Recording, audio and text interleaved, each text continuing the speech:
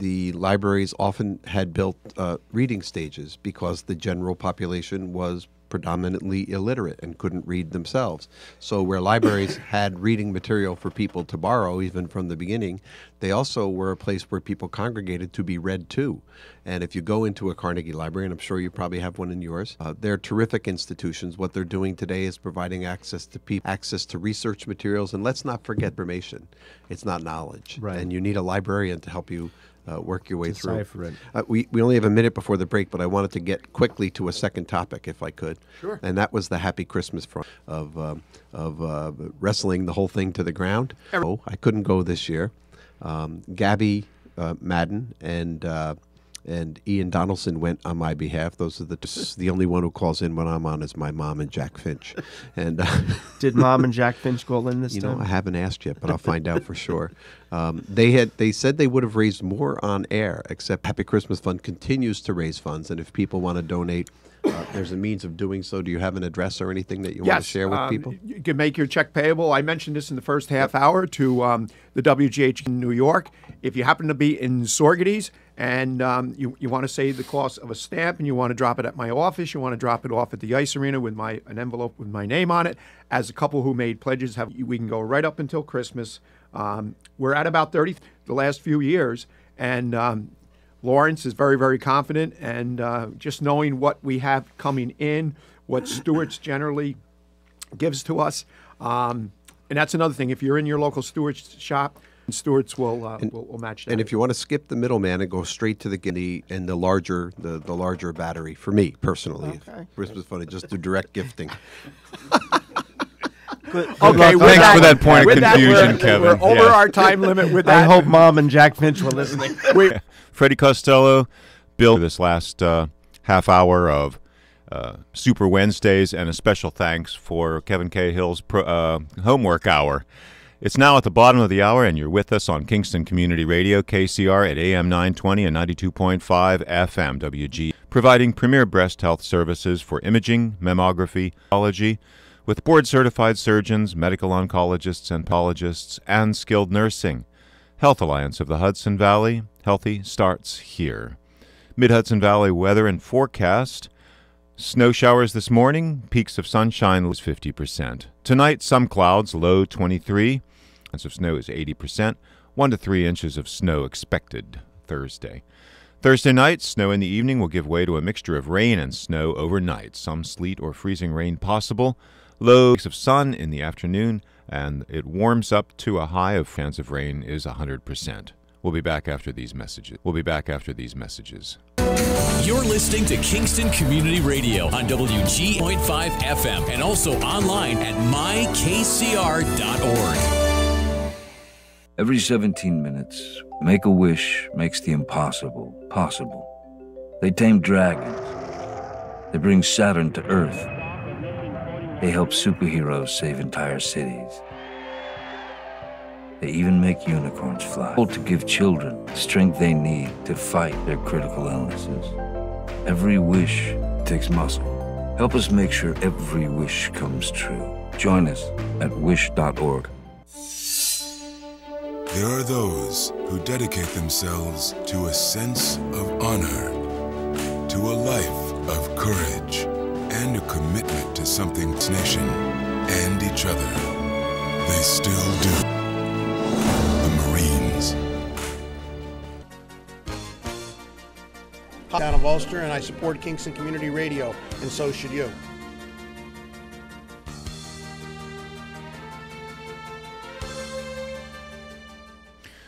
WGHQ 920 on your AM dial, 92.5 FM, and streaming online at mykcr.org. Poisoning, impossible to see, smell, or taste. Carbon monoxide can nausea and fatigue. This is Central Hudson. Causes and ways to safeguard against it. Review at centralhudson.com. Our call-in line is 331-9255. Let's return back with Freddie Costello, Greg Shorvis, Billy McKenna, and Assemblymember Kevin Cahill for this last half hour. Welcome back. Thank you, Dan Gatus, and listeners, you are those who have been with us previously, and welcome half hour. So you've got. Gabby more. works so hard on the notes. More, I just more on the yes, tablet. yes. Tell just have us. to really quickly go through. The summer reading program is complete. We had a moratorium on reaching out to the general public during the last 60 days of the cane. We're not allowed to use our state resources for that purpose, for any purposes during that time. But that moratorium ended on Election Day. We got the pictures of the kids who came to the ceremony. They're being mailed out to them. If somebody is interested, the video is currently being broadcast on a YouTube channel that they can access through our Facebook page or our website. We are still trying to find cable access channels to broadcast, and that's becoming a little bit of a problem across the district. But we're going to continue to research that in addition Spectrum, because there is a separate channel that they keep on their larger selection that just accepts government programming, and this would come under that category. So we might have it on a loop that people can check out any time. So thank you to everybody. Institutions. There was a jump rope given to us by Ulster Federal Credit Union. It was just jam-packed with stuff, and kids were just thrilled. My daughter called me when she got home. She said, "Dad, she said, Scarlett got amazing stuff in this bag. Do you know what's in here?" Okay, so before you go on to number 2 or number 22, we do have a caller. Good morning, caller. You're on the air with Kingston Community Radio. Meeting tomorrow afternoon at 2 o'clock up at the Senior Center on Market Street. And we will be having a guest speaker. And we hope that, a lot of women in the area here will come to our meeting. Our club has been dwindling because of the age of some people and the health and stuff like that. And also we've lost a couple of members. Our club really does a lot of good things for community. And one of the things we do is we do give a scholarship to 2 of the seniors up in the high school. We support operation surgeries on that. And we used to do a lot of fundraisers possible, and we really would like to be able to continue on with that. So we hope that's in our club and, join us. And like I said, we will be having the meeting. Well, thank you for that. And then again, when I know you're involved with a lot of organizations. Don't hesitate to send us your announcements for your upcoming events, because we'll announce it Monday through Friday, not just Wednesday. Yes, I know. On the show. But again, thank you very much. You share a lot of good information and events that we don't have, so we do appreciate you doing that. Okay, so take care. And You too. good luck Take with- care. Have a great Yeah. day. Thank you. Thanks, thank you. Okay, bye. So this next item that I have is a public service announcement. The HEAP open enrollment period has begun, started yesterday on the 13th. There are income requirements and there's certain considerations for seniors, but nobody should go without heat. And this fund is available until it runs out. And for people that heat with electricity, natural gas, kerosene, or even corn. If you heat with corn, you can get heat. Or stop in the office. Our staff has already gotten a briefing on it. We are yet, but we're hoping to have a HEAP day where we're going to have some of the experts come in and talk to folks tell them how to apply. But in the meantime, our staff will get you started. So 338, getting more information about HEAP. We'll also post it again on the website, and we'll make sure that we disseminate it as broadly as possible. But difficult it is this time of year. So the open enrollment are limited funds, so it behooves you to apply as early as possible.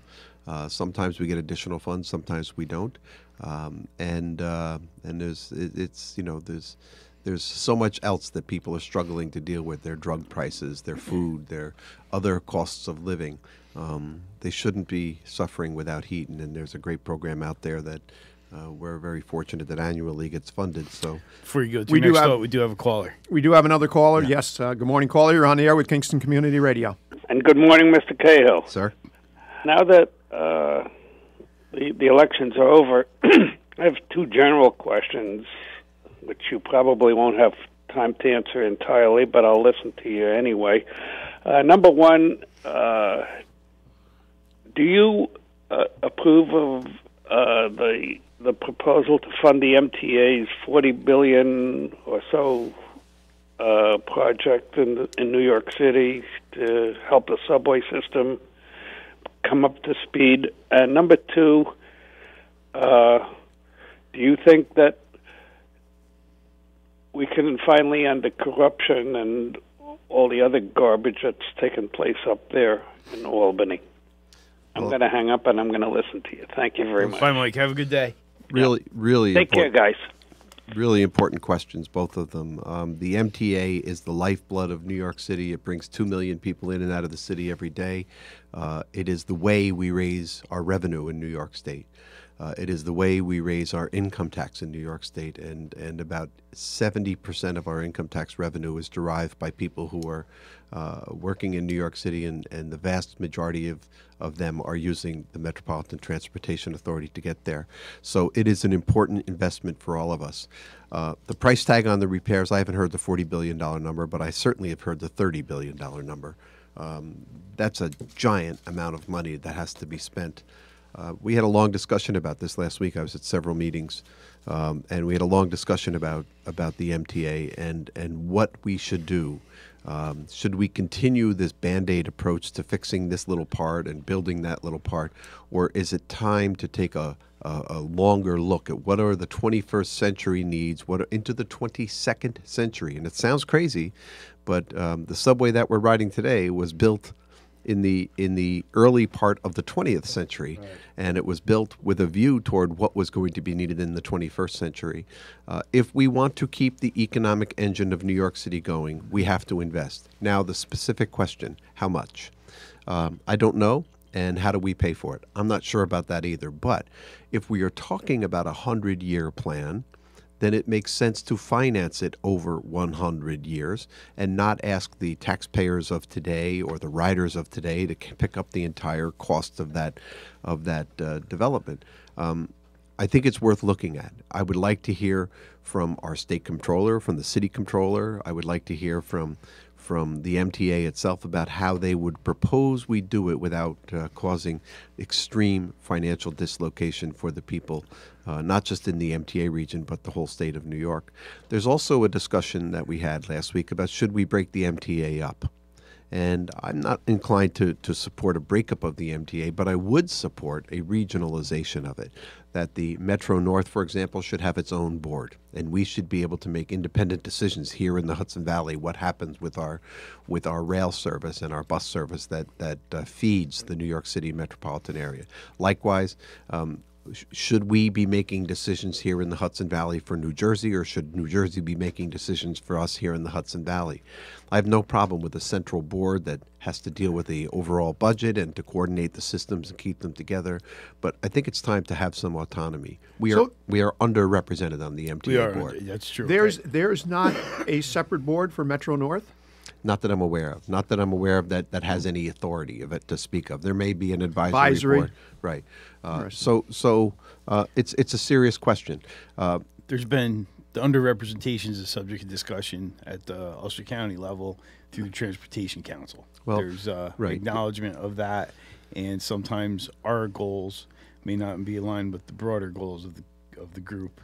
So those concerns, because of our population and our representation, don't necessarily rise up to a point where they're going to get true consideration. The economic vitality of Ulster County is increasingly dependent upon access to mass transit into New York City, and it is limited right now. We're not in the MTA region. We're very fortunate we don't pay the MTA taxes on this side of the river, but on the Dutchess County side of the river, they do pay the taxes, and quite frankly, my constituents in Red Hook and Rhinebeck have just as few services from MTA as we do here in Ulster, but they're paying for it. The difference here is we don't pay for it specifically with additional taxes. In Dutchess County, they do, but they don't get the services either. Going back to your, I'm sorry, go ahead. No, Amtrak doesn't count as okay. Amtrak's not it, and the so access. If you live in northern Dutchess County, you kind of harbor a little resentments towards people have access in Poughkeepsie to the train. Rightly so. It's called taxation without representation. Is that significant in our history? It is. We have a little history on that subject. So somewhere. Getting back to your initial, about looking at the whole picture over 50 years or 100 years, and how long ago the system was built. Let's face it, we are just so antiquated, so behind. You've been to many cities, and you get to ride and you get to experience what they have as far as mass transportation. I mean, you just take one example: getting on a train in Poughkeepsie. How many stretches along the way the train goes down to almost nothing? It's barely moving. Let's take a simpler concept. How about the concept of, we've all seen the signs for the train to the plane. And if you want to go to the plane from Newburgh, first thing you do is a bus to a ferry, to another bus, to a train station, take a train to a subway brings you to another subway, get off that subway, hop on a train, a limited train, and then get on a bus. That's how you get directly to the airports from here. It's crazy. It is crazy. It's crazy. It is absolutely crazy. When we look at the system, yes, I marvel at the systems in other cities, much smaller than New York, that have really sophisticated systems. I think about Portland, Oregon, where they took out the middle lane of the highway. They took out the middle lane of the highway and they put a rail system, a light rail system, in to feed the commuters, and it reduced the amount of cars on the road by more than the need of that lane that went out there. You know, you build a lane, you increase traffic. You cut a lane out, actually you can reduce traffic if you give folks another means of getting there. To come in. New York City's system is the most magnificent in the world. It is incredibly intricate. It moves more people than anybody else, and it's a miracle that it works as well as it does. But it is in dire need of improvement, and a recognition has to be had that 60 years after it was built, people started moving upstate who still worked in New York City. And now, 100 years after it's built, many people who live upstate work in New York City. Right. So, and you know, we have a caller. We have a caller. Yep. Another caller. I have Good morning, caller. I'll You're on answer the air other with, question about corruption when we're done with this call. You're on the air with Kingston Community Radio. Yes, good morning. I would like to ask you a question about the government telephone service SafeLink. They keep on cutting off enrollees. For what reason, they don't tell the enrollee, but they just cut off their service. Then when the enrollee tries to re-enroll with the service, they give them a very, very hard time to get re-enrolled. Can you tell me why this is going on? Just questioning about SafeLink, is that correct? Yes. Okay, so it's a government-supported or sponsored phone system that's available, and you're having a hard time with enrollment and the quality of the service? No. Few people that I know have had a lot of problems with SafeLink. They were cut off for no real reason at all. Then when they called, SafeLink gave them a story. And then when they did re-enroll and they faxed over the information SafeLink required to re-enroll, SafeLink was giving them a very, very hard time to change their status from qualified to enrolled. It's a whole big rigmarole with SafeLink. Yeah, I'm gonna beg off on. I'm sorry. I'm going to beg off on answering right now because I don't have any specific information on this program. But what I do promise is that next time I'm on the air, I will. I'll have some homework done on this subject. But in the meantime, to the extent that my office can help, please just give my office a call after 9 a.m. at 338-9610, and one of the members of our Kingston staff will be more than happy to follow up and try to get some better answers than we can have right on the air. I'm betting they're already on it. They probably are. Yeah, they heard. So you will definitely have an answer. taking You will notes. definitely have an answer. Would you like the caller to leave his name and number for your? Just if you wouldn't mind calling my office. After we go off the air. After we go off the air, you can give it to Dan. 338-9610 is my office number, and we have a staff ready to research and give answers to the extent possible. There you go. Okay. Can't ask for anything more than that. So the previous Thank caller, you. the previous caller also asked about reducing corruption in Albany. I have to just point out one thing, that we don't elect our colleagues. The voters do. And the voters make a decision who they're going to elect. In Western New York, the voters may have elected a man who was under indictment to Congress again. As long as the voters don't vote for people who are of questionable ethics, it won't be an issue. We will continue to have the problem. But there are a number of things we can do. The Pay Commission is looking right now at the possibility of restricting outside income for legislators. That could go a long, long way toward reducing the possibility of corruption. We need better disclosure laws, and I hope that we will get them. There's a new majority coming to the state Senate, and they have been the minority when they were in the minority, or they are still for the time being, expressed a great willingness to do more disclosure, and it is time to take it very seriously. We have a primary obligation of making sure that the public has faith in their institutions, and we have done a miserable job. I have to say, 12 years ago, I was on a panel at the Chamber of Commerce with other colleagues. And 12 years ago, before this rash that we've seen over the past decade, a questioner from the audience asked each of the people on the panel, and it was all 4 assembly members, and at the time, I think it was 2 state senators.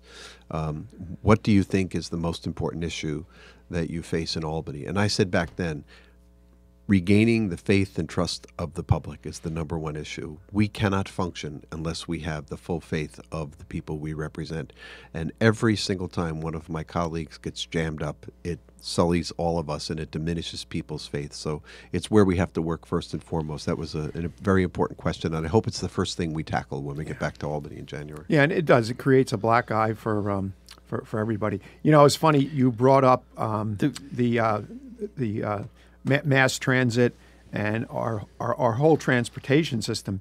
And I can remember thinking when New York was mentioned as one of the possible sites for Amazon. Yeah, that'll never happen.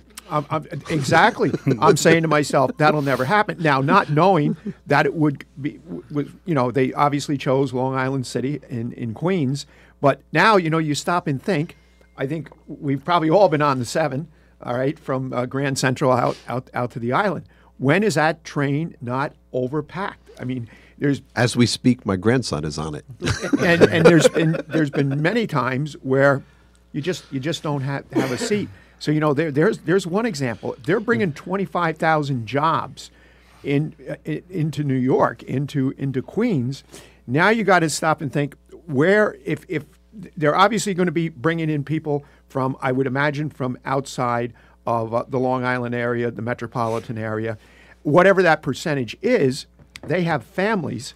Now that 25,000 might become an additional 35,000 people that are not, I don't want to say directly working there, but their families, which is just going to add to the transportation we know nightmare. When we had 9,000 employees at IBM, we had another 15,000 people in our community who were working because of IBM. There you go. Yeah. And so, the multiplier is huge. There's a real multiplier here, and there will be a real multiplier with this project as well. The one thing about New York City, and part of it is because of the sophisticated mass transit system, it has almost an infinite ability to absorb new people. And you think so? Yeah, I do. Yeah. I do. I think it has a strong ability, but that only in its current state. It only continues to exist as long as we attend to it. One of the things that happens, particularly in the outer part of Queens, is that the rail system is significantly supplemented by a very sophisticated bus system, and both a private and a public bus system. And my daughter, when she worked in Manhattan, used to take a bus from in front of her building that would drop her off in front of the RCA building where she worked. And it was every day, and it was a very quick ride, and it was a private bus, and it was a little bit expensive, but it made sense for her to do because there was no subway service in that part of Queens. And obviously that bus didn't use the Long Island Expressway, I guess, huh? No, it didn't. It didn't use. No, I think it used the Cross Bronx and a few other things. But, God, that's even worse. Yeah, but they knew how to do it. So I think that New York City does have the ability, and the greater metropolitan area, I guess we should say, does have the ability to continue to absorb people who will then, in turn, earn salaries and pay income taxes and support our government statewide. But it won't happen without our support. So I'm very interested in seeing what we do. And by the way, the second part of that equation is housing in the greater metropolitan area.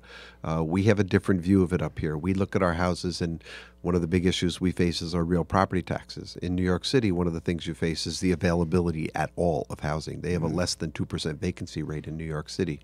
And so those issues are things that we're going to have to grapple with, and I think they've been neglected for many, many years, and hopefully they will be attended to now, but not at the expense of upstate. I think to the benefit of upstate New York.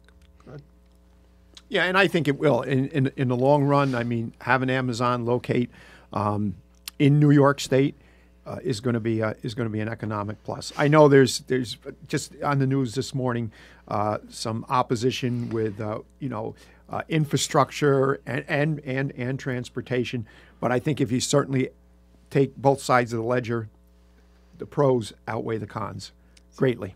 Agreed. And I was listening to some of that opposition, but a lot of it is representations of local communities that exist now. They're going to be impacted by this, and they're going to change. So there'll certainly be a resistance to that. But I think 15 or 20 years looking back, there's going to be much more success to point to by this investment than there will be failure. Sure.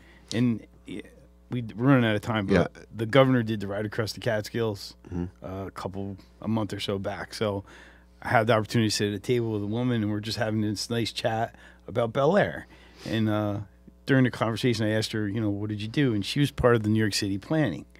And now she looks prophetic. She was telling me, she witnessed the change in Midtown and how it spread to Brooklyn. And she pointed to Long Island City, and she said, it's next. It's just a matter of time. It's going to happen. That was literally I'm looking at the Bronx. A month ago. Yeah. So with less than a minute left, I do want to take one moment to congratulate everybody who won the previous election. We had some pretty remarkable victories here, but I also want to thank everybody who ran. It is a difficult thing to do. It is exhausting and taxes yourself and your families in a way people can't understand, no matter whether there's competition or not. Like in my case, I was very fortunate, but there were many people who had hard-fought campaigns, and to everybody who participated, and especially to the voters who came out in record numbers, and to everyone who volunteered. Thank you, everybody. Okay, we are out of time. Before we close, our thoughts and prayers to everybody out on the West Coast being affected by that devastating situation out there. Listeners, thank you very much for tuning in. We're out of time. It's all yours, Dan. And thank you, Greg. Thank you for sharing the morning with us and participating in Kingston Community Radio, AM 920 and 92.5 FM. The heating season brings with it the dangers of deadly carbon monoxide poisoning. Impossible to see, smell, or taste, carbon monoxide can cause flu-like symptoms, including headaches, dizziness, disorientation, nausea, and fatigue. This is Central Hudson, urging you to please learn about all of carbon monoxide's symptoms, causes, and ways to safeguard against it. Review our important safety information at centralhudson.com. Thank you for sharing the morning with us and being with us for Super Wednesdays. Freddie Costello, Greg Shorvis, Bill McKenna, thank you. And thank you our today's guests, First Sergeant Al Rowe from Ulster County Sheriff's Department and Assemblymember Kevin Cahill. Until tomorrow, we wish you every success in growing and developing Kingston and all our neighboring communities. We now return you to Real Country Radio. Battle heads back to a courtroom this morning as lawyers for Democrats ask a federal judge to set aside the state law that discards votes if signatures don't exactly match the signature on record. Meanwhile, Broward County Election Supervisor Brenda Snipe says her recount will be done on time. I'm saying 100%. We have a staff that's highly trained, they're capable, they're competent, and we've set the goal of making sure that all